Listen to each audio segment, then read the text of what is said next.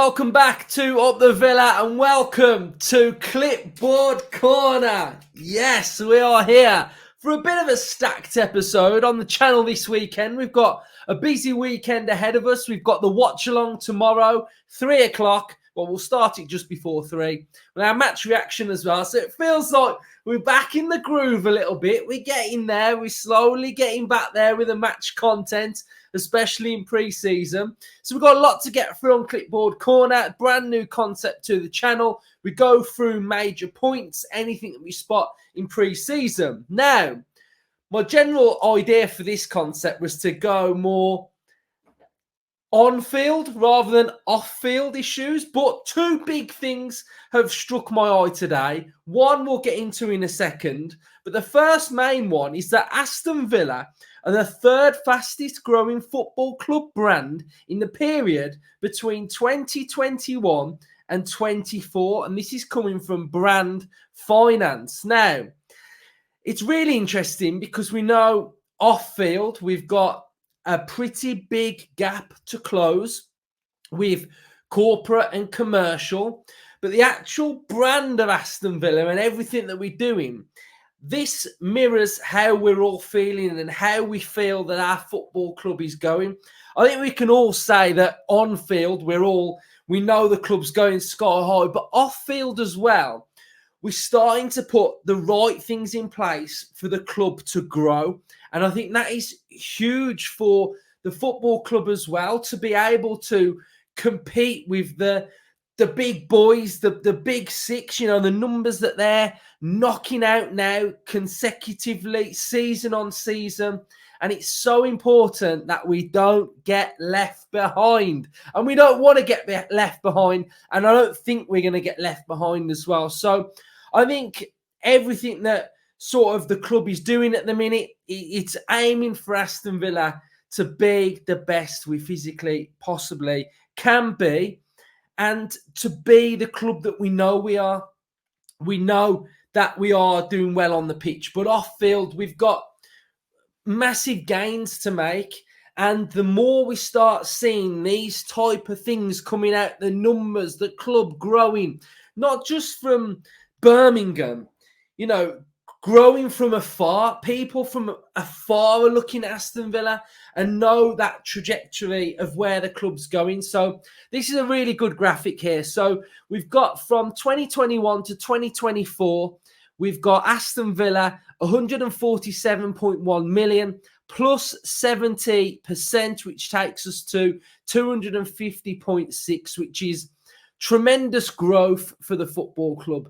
So I just wanted to share this with you because it was a great graphic that I showed from Brand Value and Brand Finance and Brand Football 5024. So branddirectory.com/football. So they've got all their branding there, as they should. If they're showcasing branding, they've got their branding on point here as well. So fair play to them. So that's the first thing that I wanted to highlight to you. Now, the second one, the important one, and it's why we're here. Right. So I'll move that, get me back on screen. So we want to buy now. Okay, I know what's going to happen. The football shirt's late, blah, blah, blah. We know why it's late. It's late because of Castore. It's late because we broke our contract with them and we've gone to Adidas. That's why it's late. Further down the line, next season, hopefully it's not going to be as late. But the kit's coming out on Tuesday. Now, you'll ask yourself, where can I buy the kit from in England? And generally, you either go to the club shop or you order it online. You can't really buy it from anywhere else because nowhere else stocks it. Big news from a Villa point of view. And here we go. Aston Villa have now partnered with JD Sports. Absolutely love this now. Aston Villa announced JD as official retail partner. Aston Villa is delighted to announce JD as the club's new official retail partner. The international sportswear retailer has signed a multi-year agreement to stock official Aston Villa products online and in select stores nationwide. This marked the beginning of a dynamic collaboration aimed at enhancing the fan experience, delivering a diverse range of Aston Villa products and expanding the club's retail footprint. This partnership will not only secure an increased retail reach, but also increase the club's ability to meet demand for official products. Chris Heck has spoken. Shout out to Chris Heck shout out to Heck here because he's on it.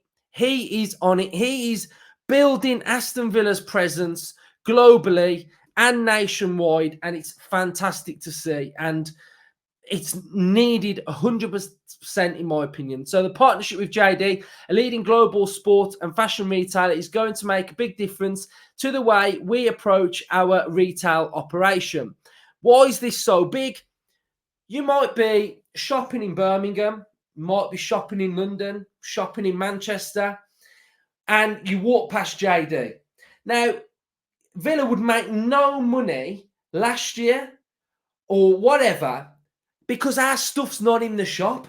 So retail, to me, sometimes it's not just psychologically going out and thinking, Tuesday, I'm going to buy the kit. On Tuesday, I am going to buy the kit and buy some merch. That's what's going to happen on Tuesday. But sometimes when you're shopping, you don't go out sometimes planning to buy what you buy. It's sometimes you'll walk past the shop, the new Villa away shirt, the new Villa third shirt, Adidas jacket with Villa on, T-shirt, and you'll just go in and buy it. And we've been missing out so much on the ability to buy the stuff. Do you know what I mean? So I think that experience for Villa is going to be massive. We know we've got the new club shop. There's so many times that I will be in and around Birmingham. I'll be thinking, do you know what? Might stop off at the Villa shop and buy some stuff. I get there, normally. You go in, you walk around, nothing in there. There's hardly any jackets. There's hardly anything new in there. And there's no new releases. So if you build it, people will go. And what I hope for with Adidas and the new shop now is a better experience and ability to spend my money. Do you know what I mean? I'll buy it. I want it. But the experience hasn't been there. So with JD now, you walk past the shop, I haven't got the shirt, I'm going to go now and get it. And it saves you going sometimes to Villa Park, which might be out your way. I mean, what we've got to think of with Villa fans as well, not everybody lives in Birmingham. We've got fans that live in Cornwall, that live in London, that live in Bedford, that live in Oxford, that live in Scotland, that live abroad. They don't go to Villa Park and buy the shirt or might want to buy it online. But the beauty now is it's going to enable fans from different areas to go in, feel it, have a look. How many times, number one question when that kit comes out on Tuesday, people will go, what's the sizing like? Is it like, do I go a size up or do I go a size down? Well, you go to JD, try it on and buy it. So how easy it's going to be. So this is big news and I'm so happy we've done this. And it just shows the club are forward thinking, going in the right direction and trying to enhance every single avenue. So big plus point for me. Absolutely love it. Right. Next up. My Olympiacos brothers are going to be very, very happy. They are going to be very, very happy. Olympiacos are looking at Aston Villa midfielder Leander Dendoncker. I knew our paths would meet again, Olympiacos fans. I knew it. So I hope you're all doing all good. So we've got Dendoncker to Olympiacos.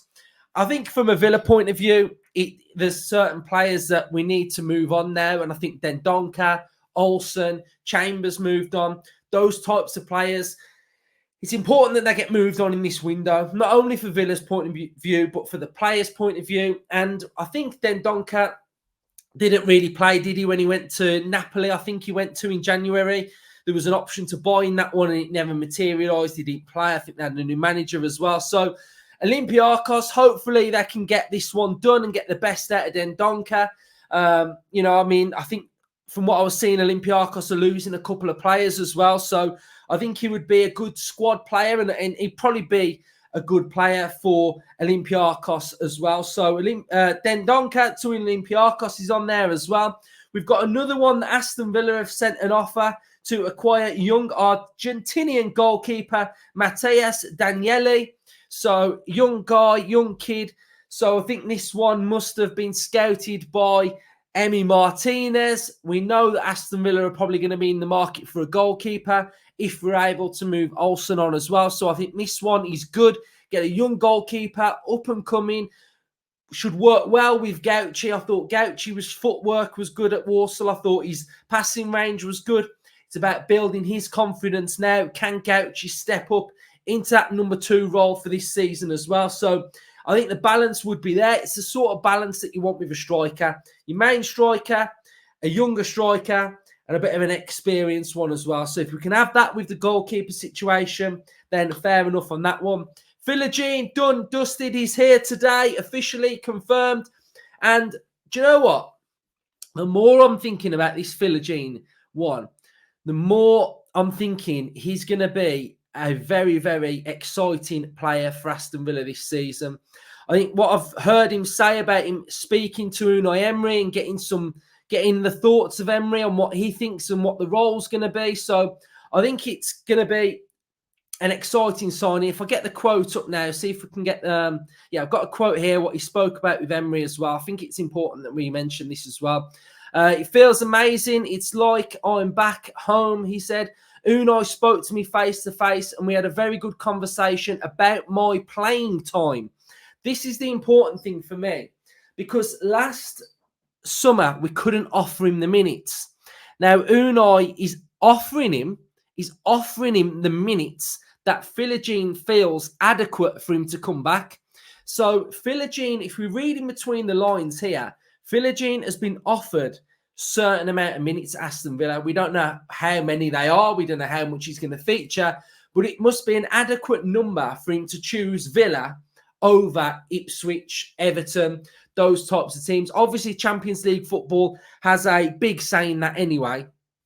I think he's gone on to talk about Champions League as well. It's a dream come true. When I was a little boy, I wanted to play in the Champions League. I've always thought I want to be there one day, and here I am. Interestingly, Fabrizio has tweeted that Philogene has a release clause of around £100 million, which for me is not a problem.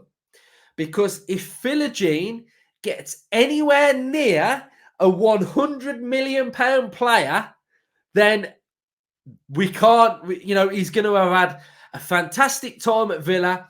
We're going to have been very, very successful, and we have going to have absolutely smashed it. So if that gets triggered, then we have done very, very well. So there we go. And finally, Aston Villa have tweeted today that season tickets are available for certain people that are on the waiting list. We got told that there were going to be no new season tickets, but now there are season tickets for some people that are on the list. So if you are on the list, check your emails. You might have had one, you might have missed it, and you might be able to get a season ticket this season. So though that's pretty much everything today. Clipboard Corner stacked out, which is what we like to see. So tomorrow we've got the watch along, which should be a really good one. We'll go on about 2:45, and then we will do match reaction as well. So we're hearing as well that Onana is having a medical on Sunday, signing on Monday. Up the Villa.